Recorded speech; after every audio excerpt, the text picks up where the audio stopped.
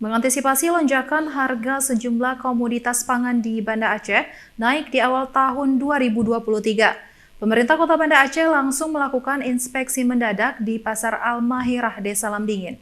Sidak ini dilakukan untuk mengendalikan inflasi.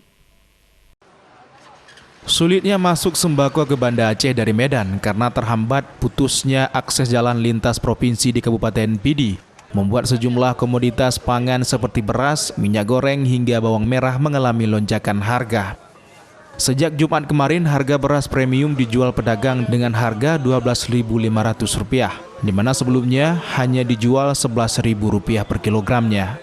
Telur dijual pedagang dengan harga Rp55.000, di mana sebelumnya hanya dijual dengan harga Rp48.000 per papannya. Sementara untuk minyak goreng dijual Rp15.000 per kilogramnya.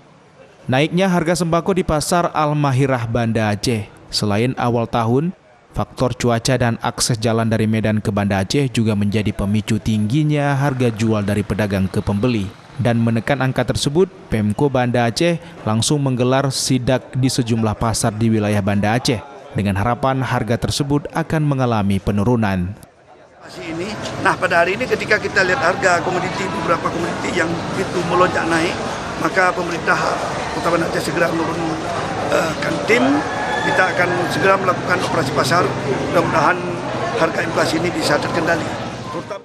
Menekan angka inflasi, Pemko Banda Aceh mengalokasikan anggaran 3 kali lipat dari tahun sebelumnya untuk menekan laju inflasi hingga di bawah 5%. Dari Banda Aceh, Syukri Syarifuddin, iNews melaporkan.